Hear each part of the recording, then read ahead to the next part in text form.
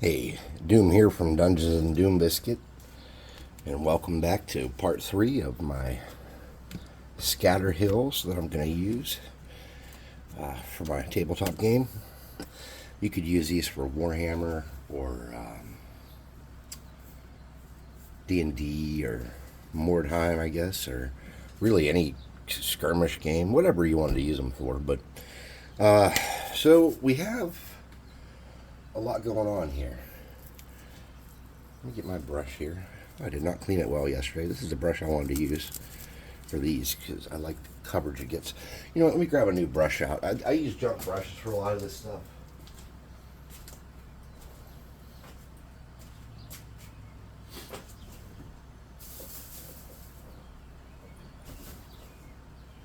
Alright, never mind. We're just going to use that brush because I don't know where I put those brushes at. Okay, there. Alright. That's pretty big. These are junk brushes. These are not high quality brushes here. These are like a multi-pack you would buy at a bulk craft store or Walmart or something. Maybe that one's a little too big for what I wanted. Where did I set those at? I just had them. We get something a little smaller to work with here. We need coverage, but we don't need that much coverage. Nice. Alright. So, the main goal here is to paint the majority of your bulk surfaces the color they're going to ultimately be. The base coat of the sides is going to be a gray. And then this is going to start out as a brown, and then we're going to do some flock on there. Now, you really could do any colors you want to do. I'm assuming this is like a granite kind of thing sticking up, maybe like in the Highlands. And maybe, that's my thought on it. But hey, you're painting it, you do it your way. I have a super glue jug here. I'm going to just use that to put some paint in. So let's start with one of them. We'll set the other one off to the side. Let's bring this one up. And let's start painting it.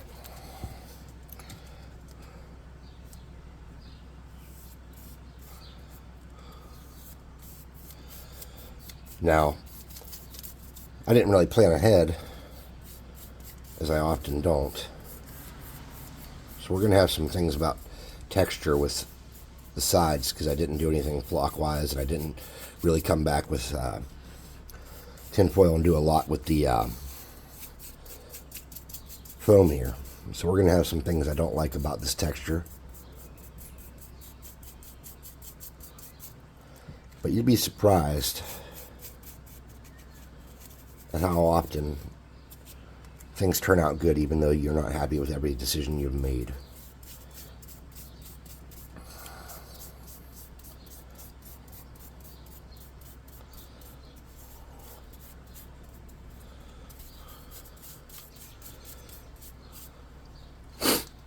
Trying to get good coverage on there. Starting. There's a little spot I missed with the primer. That's alright.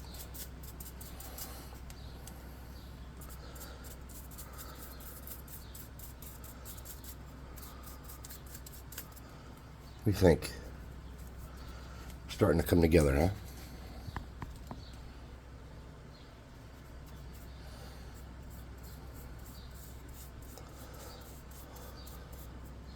Just get around the outside there. Around the outside and around the outside. So if you remember, I wanted this side to look like there was probably once a structure here.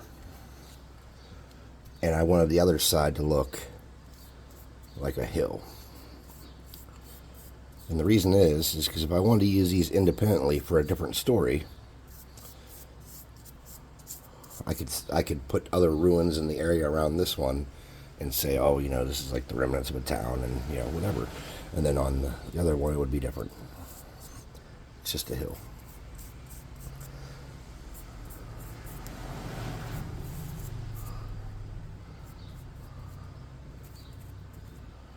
If you get some of the gray in areas that are going to be dirt, that's okay. We're going to come back and we're going to paint those brown in a minute anyways, so it's not like a super big deal.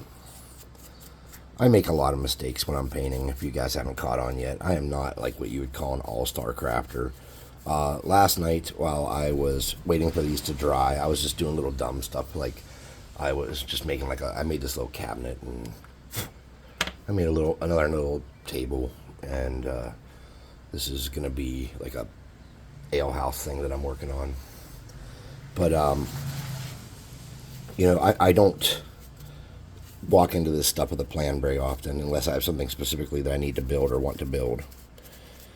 And I was watching videos like other YouTubers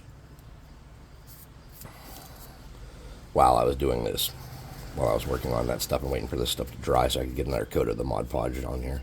So when I say a coat of Mod Podge, and I found out last night they actually call this Black Magic Crafts thing. And so I guess if Black Magic Craft invented this concept, we'll have to give him some credit. But I was watching Black Magic Craft. Oh, actually, I was watching somebody else. He was like a kind of a goofy dude who was making these stackable terrain pieces, and they were pretty cool. I've done stuff like it, so I can't really, say I really learned anything, but I was just, background noise.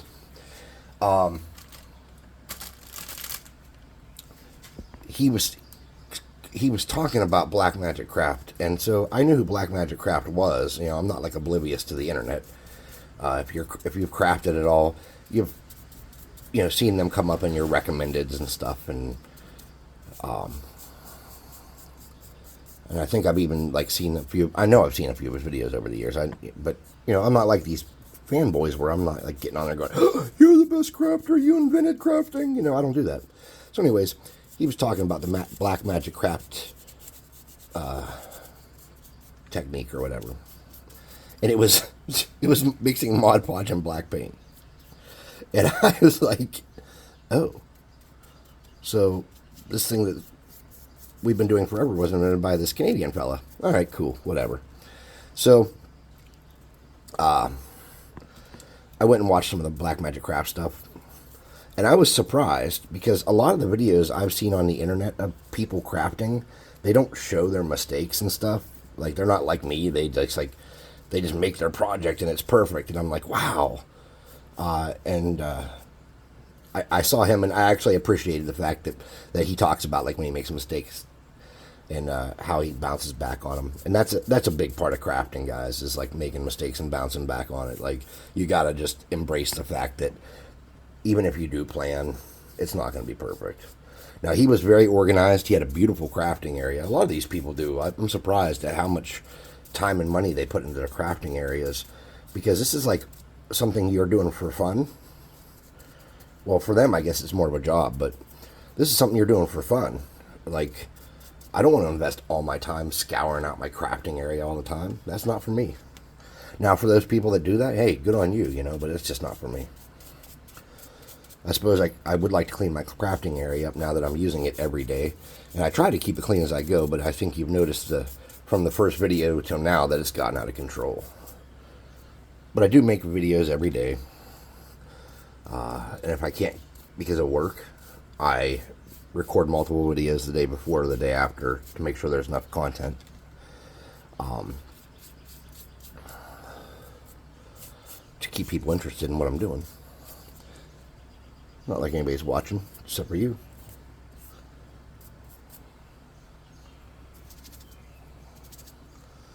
I think we got good coverage on that. All right, let's get our first one back. I think we're done with that gray for now. We'll set that over here. Let's wash this brush out. Bring our first one back. Let's set this off to the side because we're probably going to need some more of that to mix with something. I can't remember what I was getting. Oh, so this is not the Black Magic Craft Mod Podge thing, just so you know. So apparently his top secret weapon is using half Mod Podge and half black matte paint. And that is actually pretty good. I can't complain about that or say anything bad about that. But what I do is I use a random amount of Mod Podge, a random amount of black paint, a random amount of Elmer's glue, and then some water. So Mod Podge is like paint is and glue can both break down. Now, if this is really dry and set, it won't. But paint and glue can be reactivated with water. So it is not always ideal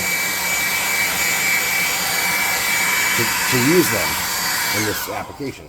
However, Mod Podge does not seem to reactivate with water, and this is something an old like cowboy dude from Georgia told me like many years ago, like probably when I was in my early 20s in the Army. And so I understand why they're using Mod Podge. That's why I use it. It doesn't reactivate with water. It's pretty great. As far as it being half black paint, you can do that, but you're never going to get a rich black color. So you're always going to have to come back and either spray paint it or paint it black again, or whatever color you want to do. Now, I'll tell you now, going straight black as a base coat, if you're not spray painting, if you're going to do it by hand, that's almost a waste of time. Because seldom do you need, like if you look in nature, and if you took a photo of like a rocky crag, and you looked in here, and then you zoomed out on a photo editor, you would not find black as your real color you pick up almost anywhere.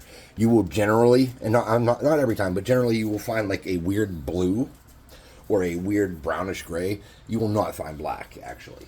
And I'm not criticizing people that use black. I'm using it here. I use it all the time. I'm just telling you, like, if you like open stuff up in a photo editor, the chances of you finding something that's actually black in nature is slim. And that's cool. That's fine. I'm not criticizing these people. I don't want you to think I am. I really appreciate anyone in this community who is taking time to teach people. Sorry, my back hurts. I have to bend down.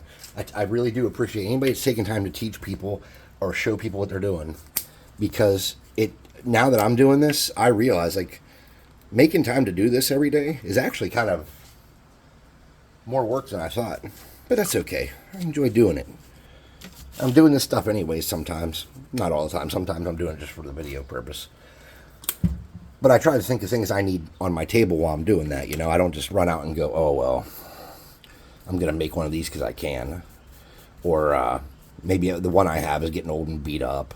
Like when I made that directional sign, the one I have is getting kind of old and beat up. And since I don't take really good care of my terrain and I just kind of throw it in drawers and a little like sorting thing and stuff, it was okay.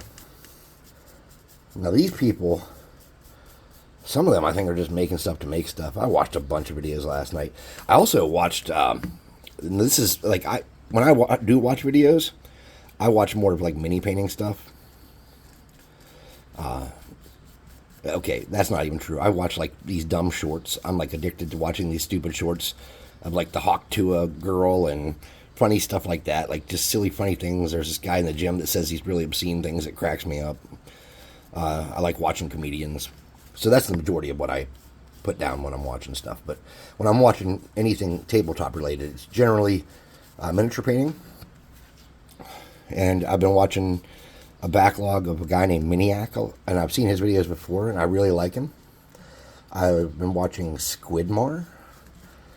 And then there are some YouTubers that I do like that are not like big famous ones like that, though. So there's a dude, I can't think of his name. I don't know. Anyways, there's one guy I do like. He's like a younger guy, and he cracks me up. And then there's Blanco, who I'm not really into his crafting or painting, but I just like listening to him talk about D&D because I think he's like me, where he just really loves role-playing games. He has like a deep, intense love for you know what it's about, and I appreciate that more than you can imagine. His name's Caleb, and his channel is called Blanco, and you should definitely check him out. He goes to like libraries and schools and teaches kids how to play D&D and stuff too, which is like a big deal, because if you don't have children or access to teach a younger generation, our hobby could die. It could go away. I'm not saying it will, but I mean, if Hasbro has their way, it seems like it will. Not to judge Hasbro. I mean, I'm not a business and I don't know why they do what they do, but yeah, it is a little judgy. Let it go. So, anyways, back to people I watch.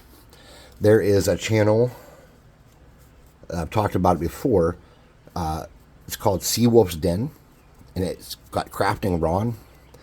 And Ron is a super good dude, and I think he's hilarious. As a matter of fact, he posts, we're friends on Facebook, even though we've never met in real life.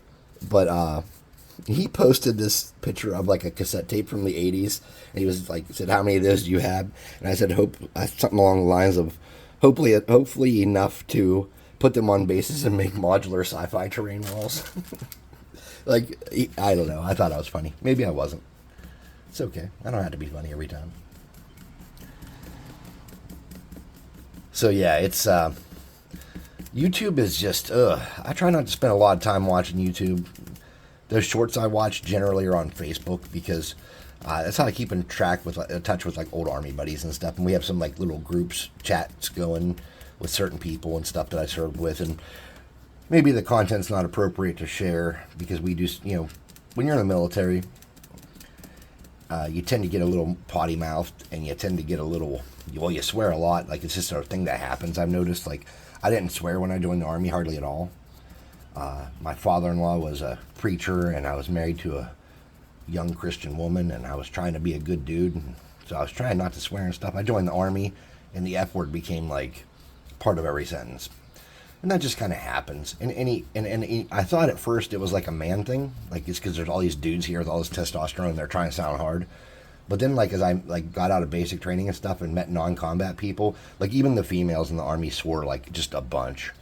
So it wasn't like what I initially had thought, like, oh, this is like a guys trying to sound tough. No, it's just like a cultural thing in the military.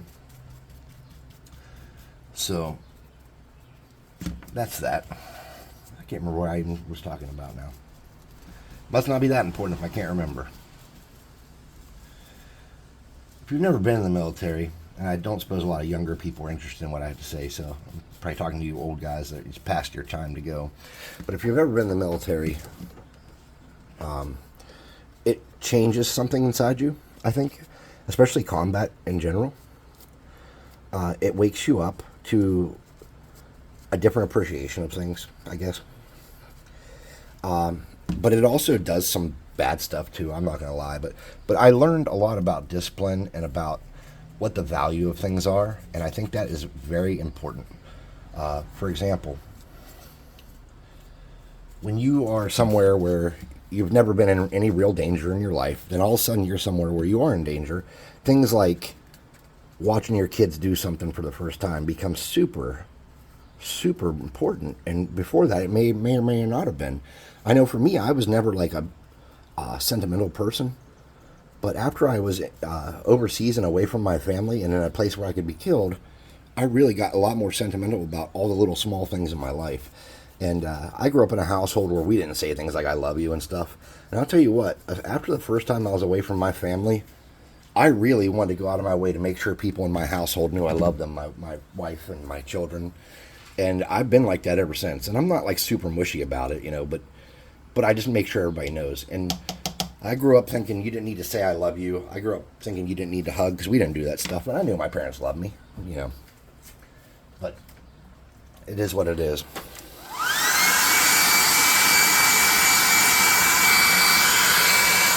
So we don't want to dry that all the way yet. Let's come back to the other one and start getting that.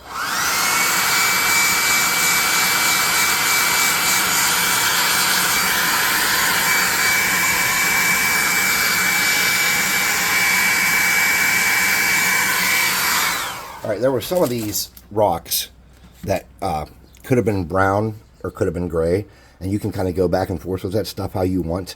But what my thought was this, is that the base coat of the majority of these rocks are going to have to kind of be the same color as the granite shelf that they've come off of or broken free from. So we want to, see how this is real flat here? That's not natural and couldn't happen. This is a fantasy terrain piece, but anyways, we can try to rationalize that these rocks will be a similar color to that. So now we're going to get a brush, and now I'm using all these new brushes. I'm kind of digging it, but we want to put some paint down. Where did I put those brushes in there? We want to put some paint down, but we don't want to do full coverage. We want to start adding some lightness around here and changing some of the tones. So let's get a medium gray in that dark gray we used earlier and create another tone.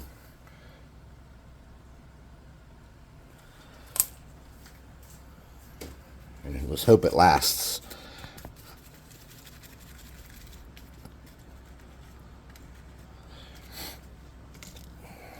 So we're going to wipe a good bit of that off, and we're just going to kind of drag that around and lighten up some of our surface here. Perfection is not the intent.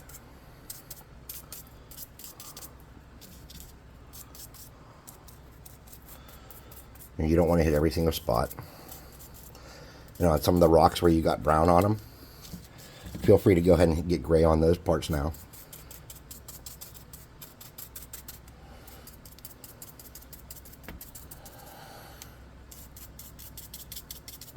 If you had like some of this brown go over, you can just paint that right in and it's okay. Okay? Don't worry about that. Rock is not all gray or all brown or all black or all purple. It could have different swirls, different stuff in it, especially like granites and stuff. And if you're looking at sedimentary rock like sandstone and stuff, it's always like a ton of different colors, man. It's always got, you know, shale. We have a lot of shale around here where I live. Shale does tend to kind of be monochromatic, unless it's got like been weathered in some way or exposed to something else. It does tend to be a little more monochromatic, I'm not gonna lie, but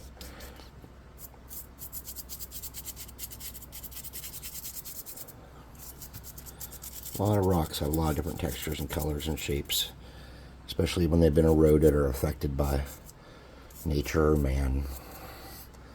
And on this one, we can pretend it's been affected by whatever we want because we're making it and it's ours. You're like, hey, you're painting your dark brown rocks lighter gray. That's okay.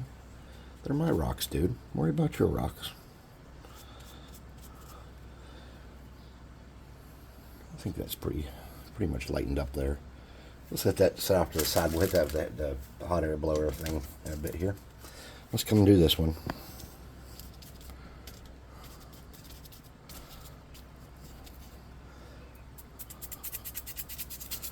La la la la la la la la.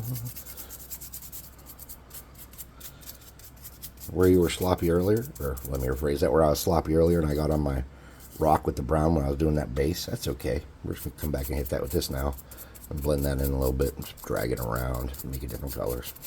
It's okay, dudes. It's okay. It's fine.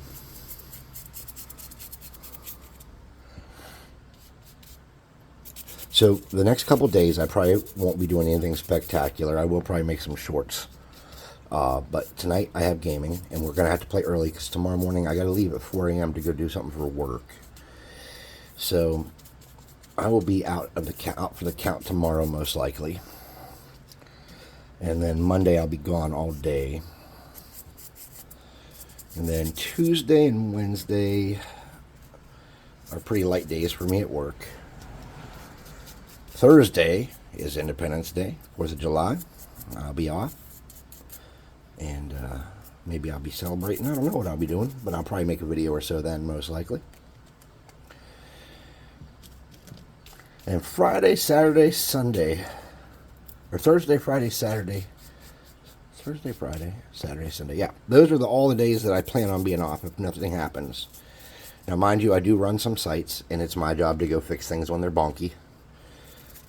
So that doesn't mean I won't have things to handle, but my intent is to have nothing to handle those days. And I'd like to get some serious work done on the source book for the Tomorrow Comes Doom, A Time for Legends. And the Tomorrow Comes Doom, A Time for Legends is a very versatile tabletop RPG that I've been developing. with the help of some close friends. And when I say help of close friends, more so in the editing and stuff. And with my own adventuring group that comes every week and plays. Like right now, we're finishing tonight we're finishing the last night of the test play of the sci-fi Tomorrow Comes Doom, which is A Time for Heroes. So I've had a lot of help along the way, and what happened was, for years, I've been altering the edition of D&D we play. For years, I have just been changing it and changing it and changing it.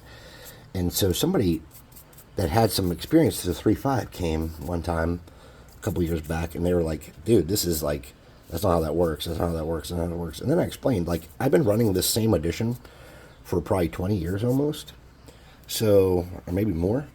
And what happened is, I just didn't like a lot of the rules, so I started changing them. And then there were still things, even after that, that I didn't like, that were part of the core book, that people just using character creation.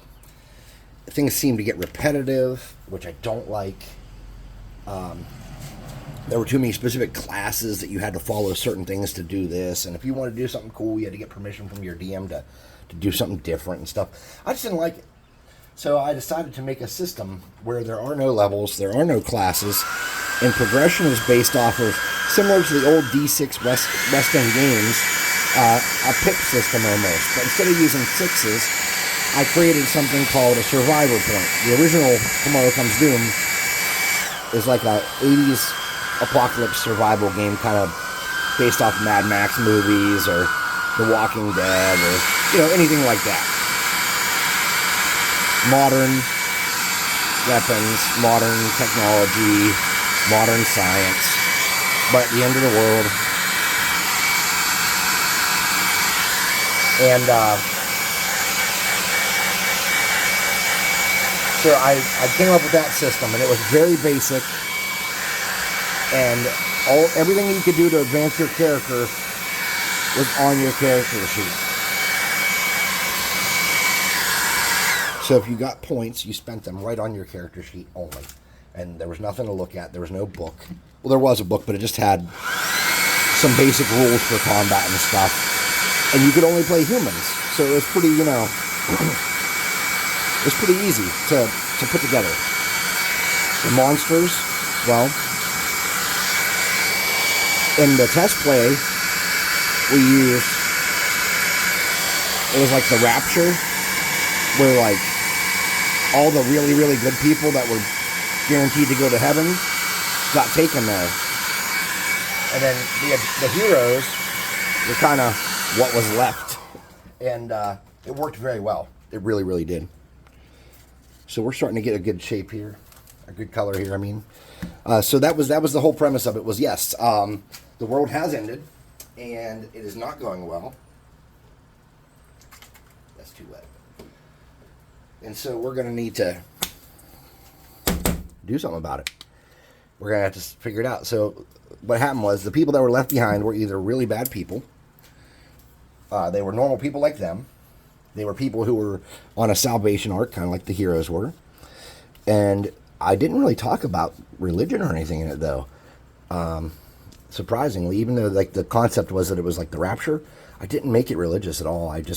There is religion in Tomorrow Comes Doom, the base game, which the base game that I first made, which was going to be redone before we release the book. It's called The End Is Nigh. Tomorrow Comes Doom, The End Is Nigh, and it's I can't remember what I was talking about. Oh, there's two types of magic right now, and there were in the base, and there are in this. The first type is theologic magic, which is like based off of faith. It's like divine magic, I guess.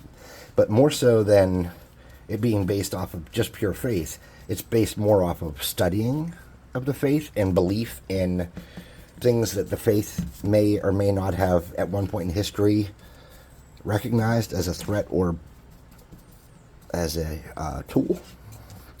And I have a lot of books on this subject, and I've done some research, I would say. So it's very, very fun kind of magic too, like casting demons out and stuff like that. So, anyways, the bad guys. Back to the bad guys. They were a lot of them were possessed people, possessed by demons during this rapture-esque scenario, and then a lot of them were just people that were corrupted by the side of light and good. If you've seen the movie The Stand, imagine that as kind of like a preface to the way people are starting to act. Some of them have chosen the side of dark, thinking that I'm going to get what I can out of this. There's no salvation. And some people are trying to still get to heaven and save the world if they don't believe in heaven. So either way, the good guy arc can be religious or non-religious. And that's how that worked. Anyways. So Tomorrow Comes Doom magic. Theologic magic was very basic magic. And none of the magic in Tomorrow Comes Doom was really that strong. It was things that you might not even consider magic. So there was like good guys that practiced theologic magic could exorcise demons and bless holy ground and stuff like that and do very, very minor faith healing. And I say very minor for a reason.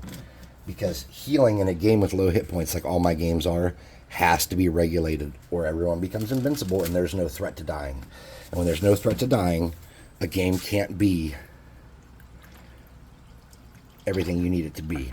When people don't feel like their character can be lost, decisions don't seem important. I'm not saying to threaten to kill your characters or to make it so hard that they just keep dying, but make the threat of death real.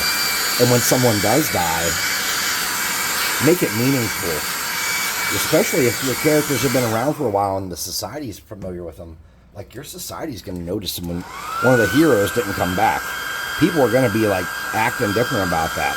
Maybe the bar wench that he flirts with, you know, maybe even though she never gave him the time of day, she's sad. Or maybe the shopkeeper who's giving you guys some missions, you know, comes and offers his condolences in a meaningful way.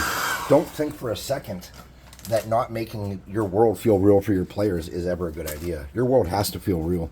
And it has to feel, I can't think of the term, lethal. It has to feel like there's a permanency in your world. There's a problem, that things can be bad. Don't let that get from don't let that get away from you. Remember that always. That's one of the most important parts of creating a world where when people come to sit down and play, that they know there's some reality in that. So this is just a shade lighter of gray, and I'm hoping to get a good bit of this on here and make it look nice, but I don't want to overdo it. This is significantly lighter, so we don't want it to be a big coverage, but we don't want it to be our final big dry brush. We'll come back with a makeup brush for our final big dry brush, I think. On something like this, that'll be a payoff. On some projects, it's not worth it, but on this one, I think it's going to be pretty decent. This is an okay project, isn't it? Just a nice little, easy to do, kind of time-consuming, but easy deal. So yeah, tonight we're finishing the sci-fi campaign, The Time for Heroes. I always believed that, like, when you play like Star Wars role-playing games and stuff, and sci-fi stuff, that the pacing should be faster. There should be less intrigue and less crazy plot twists and building, and more like fast adventure. So when I play sci-fi games, I have historically always broke them down into episodes, and then I always try to start and end the episode. Start an episode with like saying what happened in between. I always have like a lag in between the adventures, and then I try to go right directly into like figuring out why we're here this time and what's going on, and then adventure, some plot, adventure. And when I say adventure, I'm talking about like discovering secrets, exploring tombs or new planets or whatever you're doing, you know. I'm talking about fighting, randomly encountering things, space battles, you know.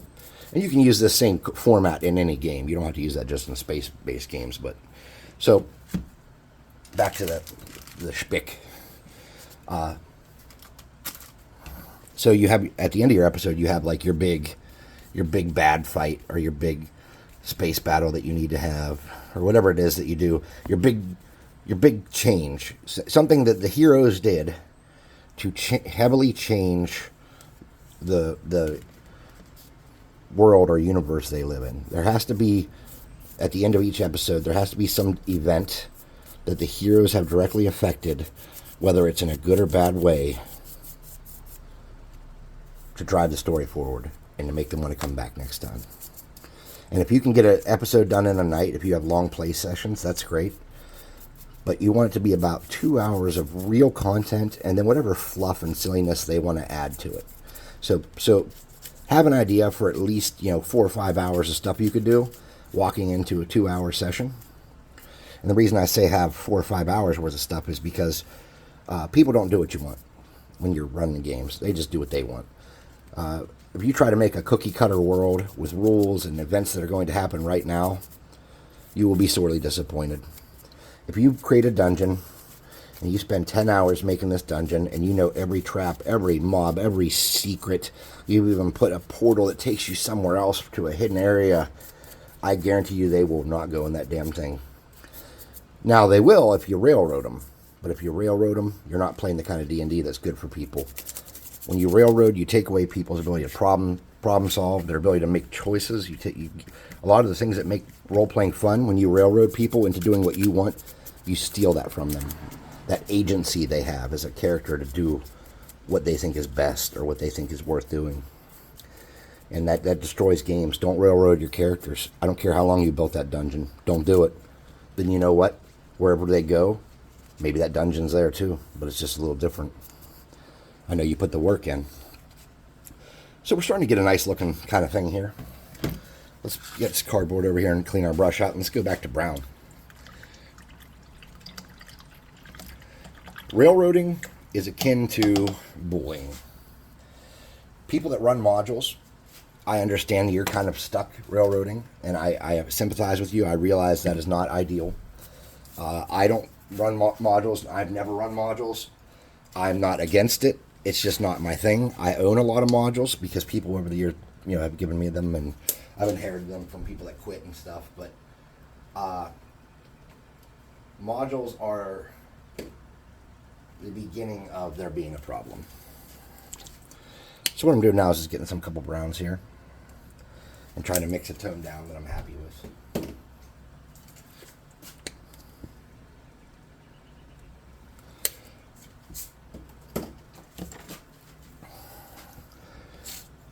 Agency, or the ability to choose what you want to do, is super important in role-playing games. Because if you want the world to feel like their decisions matter and that they're part of a collaborative story, let me use collaborative story.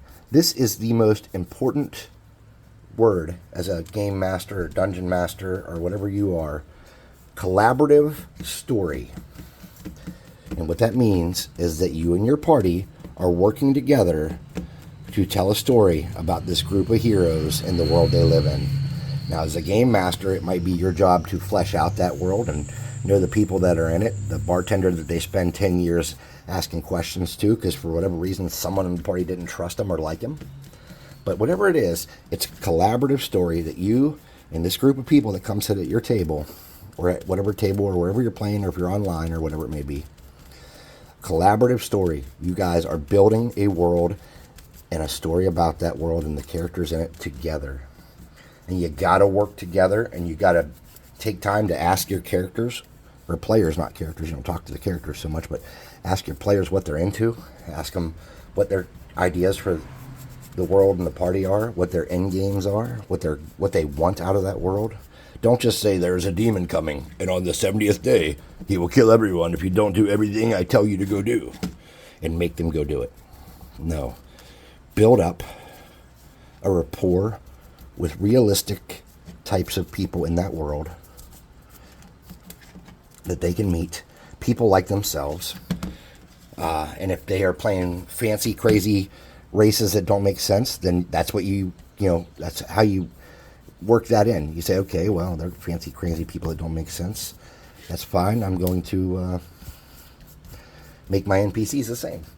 And I don't like that. I really like low fantasy. I really do. I'm like obsessed with low fantasy. That's kind of my jam. Like I prefer a world where there are very few elves and doors and stuff, and magic items aren't just everywhere. But most of the characters that I cater to for my games really like high fantasy. And so, honestly, one of the reasons I started developing Tomorrow Comes Doom is because I feel like Magic has become kind of lackluster in Dungeons and Dragons.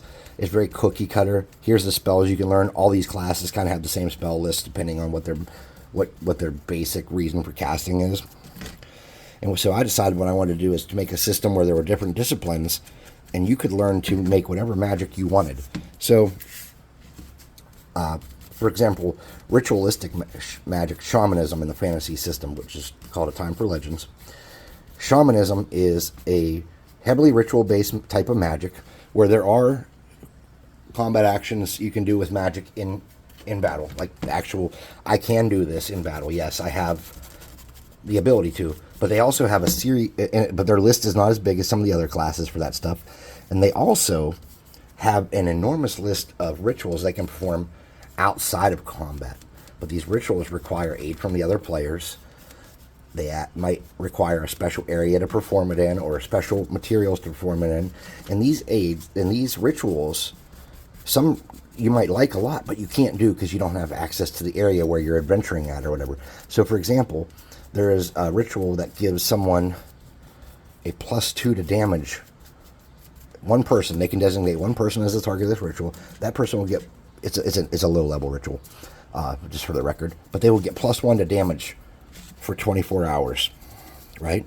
Doesn't sound significant, but in a world where most people walking around only have 10 hit points, 1 damage is a big deal. So they can go, and I think you have to be in the desert for that one. If you're in the desert, you can do that. You have to be in the desert, and I think I have it more specifically saying like you must be like in blah blah blah with this much, this many mile within this many miles of sand in every direction or something. If I'm not mistaken, I can't remember how I worded it, but if you want to change the weather, I have one for changing the weather, and it has an expense of sacrificing a small animal that if you were to buy it would be worth at least 10 gold pieces or something like that, and a crystal, an aquamarine I think it was, worth 50 gold crushed. And you would sacrifice that stuff on an altar that you'd have to prepare, and then you could make it rain. And even though that's not necessarily a game changer, what is a game changer? Because some classes that do like lightning damage does more when it's raining. Electricity damage does more when it's raining, and fire damage takes a debuff when it's raining.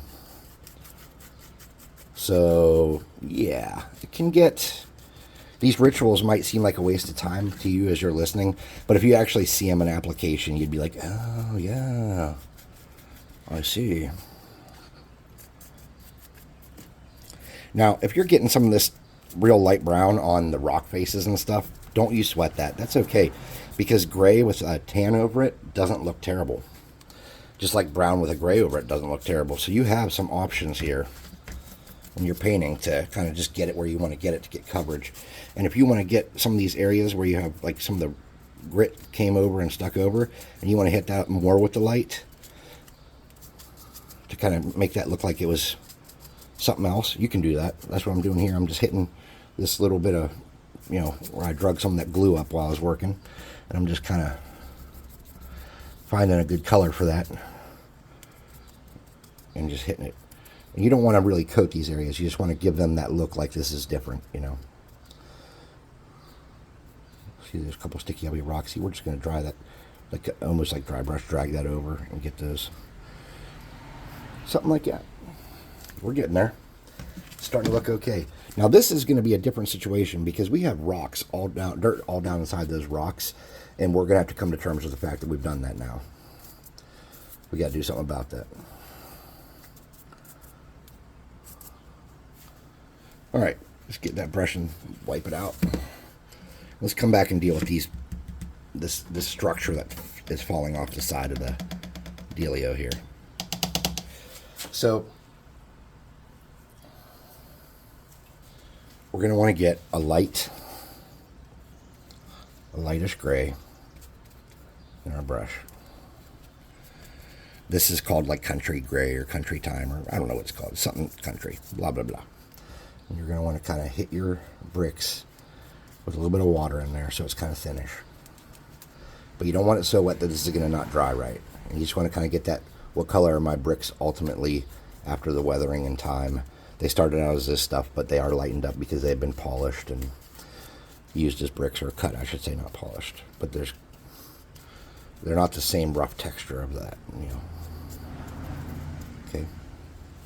Just kind of get those lightened up. And then we're going to get that brush cleaned out one more time. We're going to get a brown.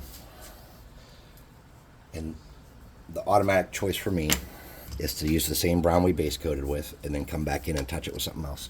So I'm just going to get a little spot here that I can work out of my brown and a small crappy brush. Let me make sure you can see. Okay. And I'm just going to come in here and I'm going to lightly touch. And we don't want this to be too wet, but we want it to be wet enough that we can push it down in the dirt. We want to get it down in here and not touch the bricks as much as possible. Hit these bigger gaps up for sure. Because we want to sell the fact that dirt has settled down in here and that the structure has not been maintained. It's crumbling. Nature is taking it back over. And we're really going to sell that when we come back with our flock and stuff too. But before the flock, we're going to do something really fun. Now, if you do get brown on your bricks, that's okay. It's okay, dudes. But none of us are perfect. And neither is terrain. Neither is the world. Maybe the dirt is a little muddy there from being wet once, and it's kind of just settled in a flat little layer across it. Or maybe that rock wasn't perfect to begin with. It wasn't cut from the exact same chunk of stone. Who knows? There could be a million reasons it's a little bit different if you miss and get a little bit somewhere. Don't sweat it, dude. Just make it part of the lore of the piece.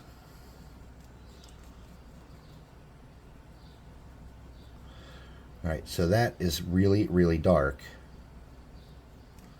compared to the rest of our dirt for obvious reasons.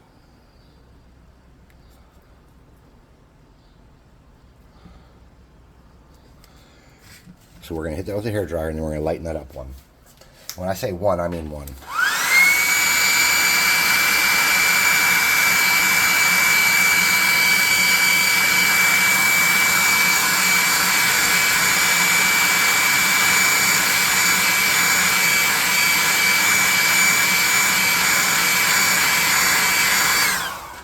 Alright. If you made it this far into the video, please like and subscribe. Think about sharing it with a friend. Go to the website www.dungeon-swag.com. Check out our miniatures. If you look in if you look in the description of the video, there's a discount code where you can get 25% off your first month of the box of minis. And that box of minis comes every month towards the beginning of the month, and it has 6, 7, maybe 8 highly detailed, beautiful adventure minis, like fantasy style minis that we chose based off of what we would want on our tables. And they are just amazing. They're so fun. When I get them in the mail, even though I selected them, I'm stoked. It is like the best feeling. You just couldn't, I can't even tell you what it's like when I get my miniatures. Now, you might not be as excitable as me, but when I get my miniatures, I am grinding it, man. I'm like, yes! It's hard for me to wait to put them together. Since I started doing the YouTube channel, it's been hard on me because I don't want to wait to do a video to open them up. I want to tear them apart right then and start assembling them, but I can't because we've talked about it and I've thought about it, and it's probably better content for the channel than for me to entertain myself. This is a makeup brush with that really light gray, and I'm just picking out, I wiped almost all of it off the brush. I'm just picking out some of the spots more towards the top at this point, because under here it could be a little darker. We could even put a wash down there, but we're not going to do that because that's not what this is about. So we want to hit these mostly where like the rock and the dirt come together, and then anywhere you like to hit.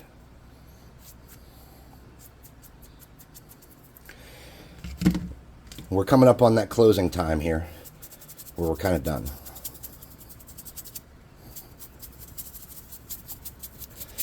With the paint. There is one more fun step I want to do with the paint though.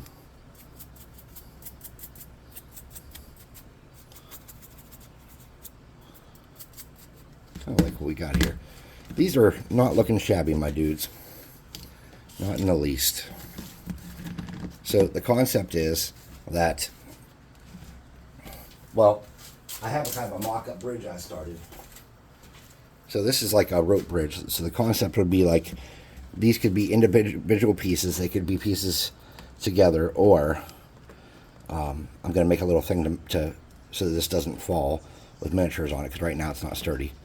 And this little rope bridge could be the, that's just popsicle sticks. You know what those are, right? All right. The dirts are not the exact same color, and the reason that is because I assume that one has more wear and tear than the other. If there's a small village down here, and there was once a structure up here, they probably come here more often, and this dirt's probably a little more lush and not beat up and used.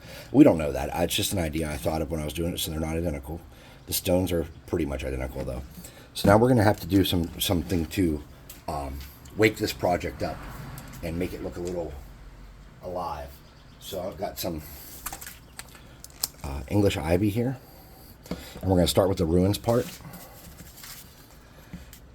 And what we're going to do is we're going to get in some of these deeper areas and just drag some green around and then pull it out just a little bit out of the hole, and then go around some of the edges of the bricks in some of these holes, and these places where the bricks are wonky and dirt and grime could have settled, we're just going to kind of drag some green through there. And that's going to give this a little more of a, the green you use is up to you, but I recommend using something like this, like an olive drab more kind of color. Because we don't want this to look like extremely healthy, watered rainforest. We want this to look like it's up on a hill getting hit by the sun, and stuff grows because there's some shade, not because it's the ideal situation for something to thrive. That's kind of what I'm going for. And I'm just going to hit some of these little rocks or bricks here. So it looks like, and I have very little paint left on my brush at this point, and I'm just trying to make it look a little mossy. If you've played Minecraft and you've seen mossy bricks, I'm kind of going for something like that at this point. Just like something like that. Real easy to do, real basic, nothing fancy. I'm going to get a little bit more of that now. And then some of these other rocks and stuff, and some of these things that we don't know, like this little piece of whatchamajigger there, hot glue that I missed. That's okay. That's now a little vine.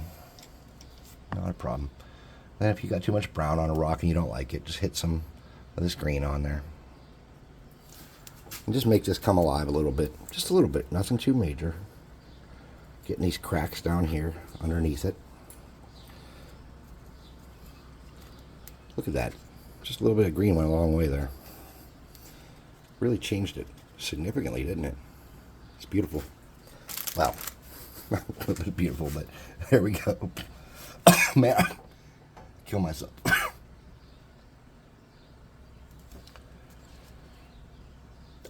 Holy crap. Now I'm doing a little more rock on this one because I'm going to probably have a little more green on this one. And then some of these little cracks here where I didn't get in real good, just get the green and get it go in there. It's still going to be dark in there, don't get me wrong, but a little bit of green. Show that there's some moss or whatever in there, grass, whatever it is, slime, goo, just green.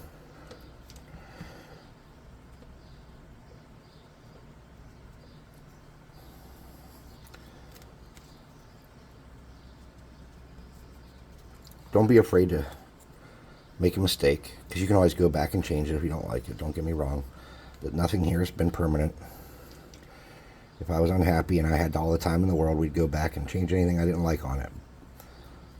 But the reason we're doing this is to get something on the table, right? It's that people will be amazed at the the depth of the battles, the levels they can climb on, the new elevations, the new line of sight blocks, the things, you know, if this is for your tabletop role-playing game, and if this is for your war games, you know, well, you probably have a lot of stuff like this in war games more so, but all right, so let's wash our brush. And I'd like to thank everybody for sticking this out. This has been a long one, but we're not done just yet. I'm sorry. Let's get over here. We have green down already. Let's set this off to the side. Let's hit this with a hairdryer again.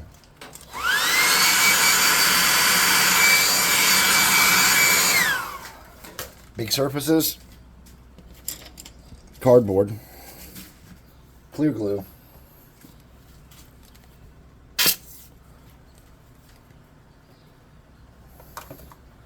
cheap brush. Let's pick out the areas where we want some flock to stick and shove our glue down in there. Now with this clear glue and a sawdust based flock, which sawdust is just wood shavings, you know, what we will get after we clear coat it is a very, very serious strong bond. If you're using alternate materials besides a sawdust or a you can use herbs and stuff too, because they'll do the same thing. If you're using something else, make sure you understand how the flock you're using works before you commit to something like this.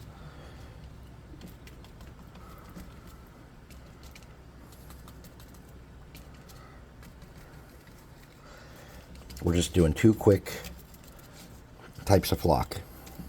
You could add bushes or whatever you wanted to this, but I think I've made it large enough that I can throw some bushes around and get whatever I want out of that. Get a metal pan, collect any flock you drop. I am going to use first green.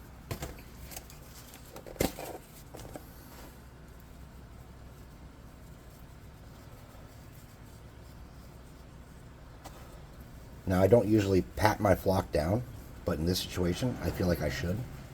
So I'm just going to lightly tap it down because there's some pretty deep spots here. Then we're going to take that flock right off there, the excess. Okay. Get the other piece. We're going to do the same thing. Now, I feel like we're rushing here. Oh, we're close to the hour mark. All right, we're done. Yep. 2 types of flock and we're out. So this first type is just homemade flock that I have made out of sawdust. You get sawdust for free at like feed stores or carpentry shops, or if you have a garage where you do stuff with wood, and you can just kind of get it with a dustpan. And then you get a colander or some kind of thing to sift it, and you get your smaller pieces and you filter them out. You get your smaller pieces and you get rubbing alcohol and green paint of whatever kind you want, and you mix those together and get a color you like, and then you let it dry, and then you crunch it all up into small fine pieces. If you wanted to make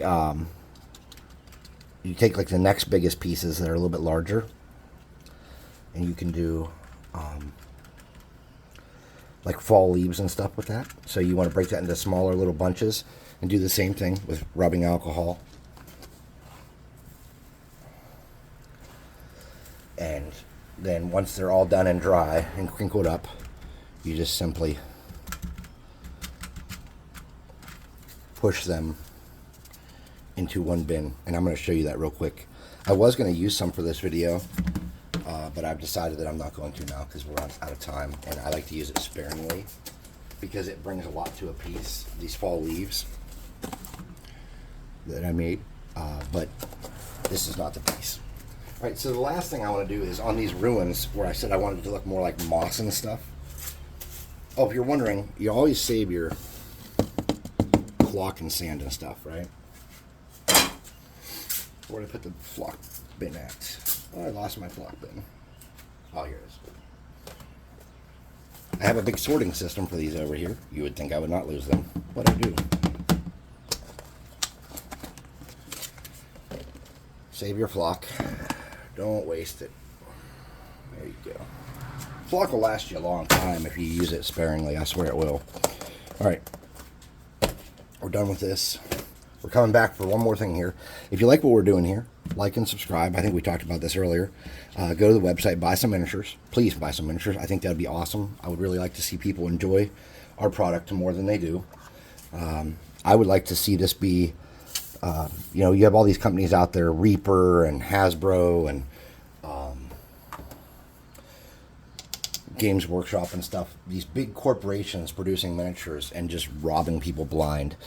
I would like to see people give us a chance and see what we're trying to do and make an effort to buy independently produced miniatures. Our artist, Sven, is a phenomenal guy. He's a single dad. He makes the most beautiful sculpts. You could tell he has a love of fantasy in his work. He does, his theme is kind of a mix between like gritty Dungeons and Dragons plus Warcraft plus Dark Souls plus, I don't know what the other one would be. Some other like influence he has that I can't really figure out. But he's just a phenomenal artist. He is a lot of fun. The stuff he does blows my mind. I can't figure out how he's doing it. Let's get a look at these real quick side by side and then blow some hot air on them. We'll get the hot air gun out here. So this is the +2 hot air gun I'm burning. And we're just going to use this to dislodge any additional flocks. Nice. Don't forget to look at my +5 cleaver of liking and subscribing. That's a real cleaver, by the way. Here we go. Sven does a great job for us. I think you guys can really appreciate what he does if you go to the website and see. I'm going to clear coat these when they're dry. We'll take them upstairs and take a shot of them and play. This is like the 3rd or 4th video. This has been like a long thing. I'm really sorry about that. I am not good at timing. I need to work on that or maybe figure out what I want to do better before I get started. Maybe say, okay, set an alarm for 20 minutes or a half hour or something. But this is what I came up with. And these are just real easy. They're not beautiful or perfect, but they're good. And a bridge can go between them and they can support the weight of that bridge pretty easy. I mean, I'm really pushing on those, and they're not falling over. And it's all about just weight distribution. You know, when we were making them, we talked about that in the rocks that we used to weight down, which became a beautiful part of the train. So thanks for watching. Have a great day, and we'll see you next time.